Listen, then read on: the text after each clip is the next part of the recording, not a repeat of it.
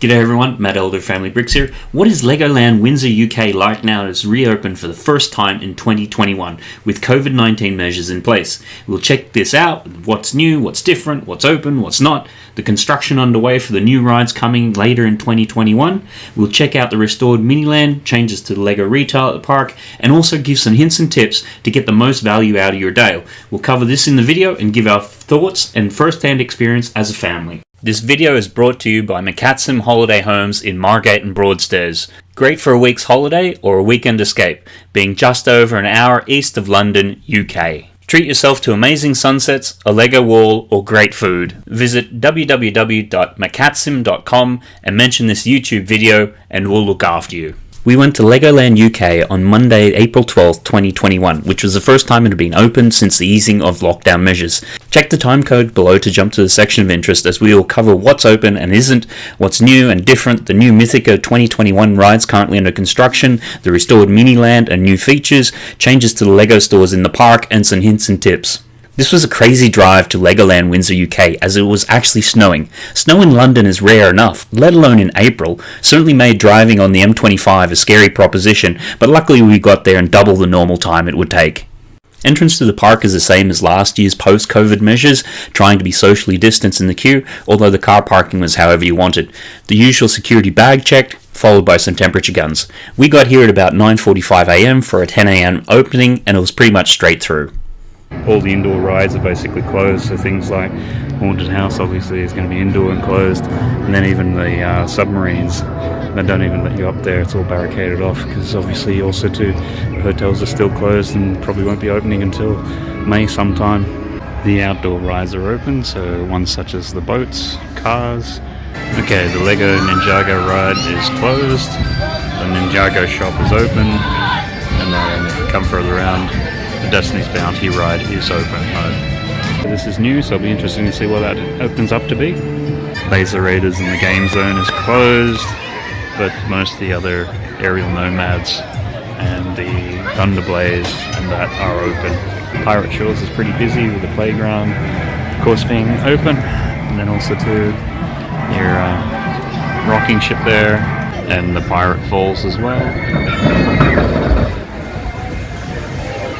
Knight's Kingdom has a few things open, like Merlin's Challenge, Dragon's Apprentice, and the Dragon. Spinning Spider is open and operational. Viking River Splash is operational. Now for a quick overview on what is new and different. As you come in, they've completely rejigged this area here with a new minifigure sculpture there, and they've chopped this up a little bit and changed it. There used to be like a little coffee shop here, a nice little character build that the kids can also sit in. Tree made out of lots of little Technibics at the top. As you come down, more bricks, all different kinds, and then inside here, little miniature displays, both in this top and the sides. And all throughout the park and the rides, you got these little spots for you to stand on when you're in queues to keep your 2 meters social distance. The old sort of build center is now the Rebuild the World planet. It's not open at the moment, but they've finally got rid of the awning which used to have the Star Wars Millennium Falcon there. This has been refreshed. This used to be the banjo player. By the Fire Academy, you've got this new water fountain coming out of the fire hydrant, all made out of Lego bricks, which is new. Outside the 4D cinema, you got some new giraffes, a new train conductor on the station, a new bright and pink and purple type colour scheme on the panda there, sitting in amongst the bamboo. And if we can't have a unicorn, next best thing is a rainbow colour zebra. Seeing Legoland with a little bit of snow. Even Lego Mount Rushmore has a bit of snow on it. And then some other little subtle changes like the cars that used to go in and have them in a room showing them a video on how to sort of run it and drive it, whereas now they just let them go straight through because obviously they don't want parents and people all crowding in a confined space. And everyone over the age of 11 are wearing face masks. And in the Duplo Valley Playground, they've closed down one of the Lego shops, and then looks like it's going to be a coffee shop at some stage. Heart Lake Cafe sort of area, all been given a fresh coat of paint, looking nice and spiffy. So down in Heart Lake City, in terms of the shows, they're trying to get you to leave gaps between groups which have been marked out, and sort of see marked all the way around, so you can do this whole social distancing thing. But unfortunately at the moment there's no shows running. The sweet shop's been revamped. There were a few people using the ride and reserve, but not too many. A lot of your takeaway type food places are open, but a lot of your restaurants are not. And the pizza and pasta places become fully takeaway. All the chairs taken out. And there's some seating outside for the pizza and pasta you pick up. In terms of the ongoing construction of that, you've got that area down by the squid surfers. The restaurant's obviously being redone, it's still boarded off there. But you can see a couple of the new drop towers that are coming in there. Another new sort of arch into the general sort of area. Looks like you can sort of see just in through there. It says Creature Encounter. And then in the back, they've been building, originally on the planning permission, it was outlined to be a Lego movie cinema. I think they're going to rechange that to something else now, given the Lego second movie didn't do too well. But it looks like it's going to be a massive theatre of some description, so that should be coming very soon.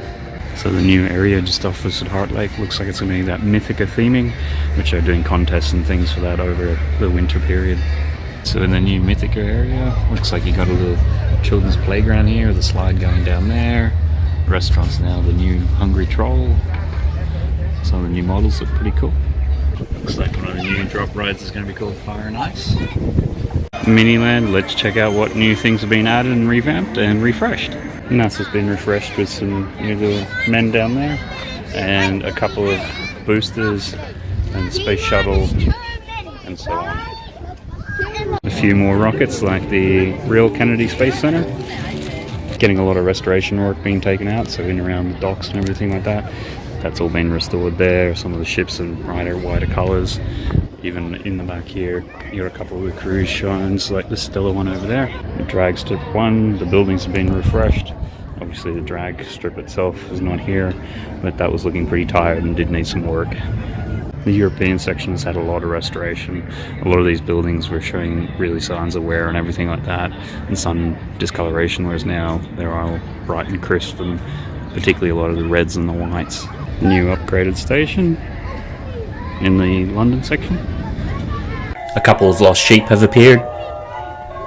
Big Bang clock face looks like it's been given a bit of a refresh as well, nice and crisp and sparkly. Just off the main entrance where they used to have the little shop, that's now been gone. They've been consolidating, it looks like, a number of the shops throughout the park. So where you used to have also too the cafe there, that's been gone, and they've completely refurbished this, what used to be Big Shop. So now that is all just completely Lego retail. The interior retail space has been completely redone, given a nice fresh coat of paint, and completely changed the layout and organisation. Interesting to see the built models on top and not behind glass. Usually, obviously behind glass you have a little bit more ability to deal with theft and things easily. Of course, all your Star Wars stuff all together looks interesting with the white and black boxes. Coming around to the checkouts, seem to hopefully be in a more organised and consistent sort of way. Exit checkouts, new little models in there, and going around Technic section and all the way across and through the back.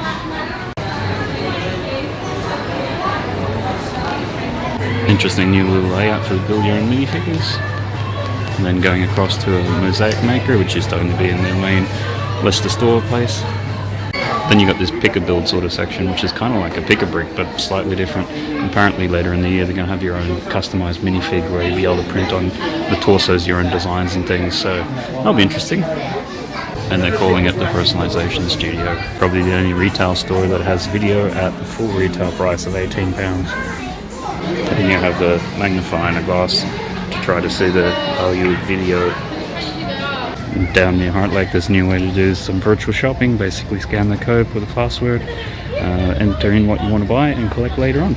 Some quick hints and tips to get the most out of your day so you don't get blown away by the expense. Given that the hotels are closed, it's worthwhile getting here a little bit early, so then you can go through and quickly do a couple of rides before any queues get really out of control.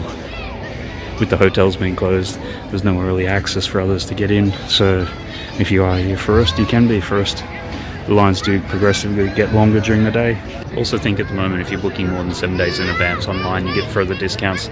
Usually definitely book at least the day before, because if you book on the day online, sometimes it usually is full price, whereas the day before it can be 50% off the reasonable sort of price.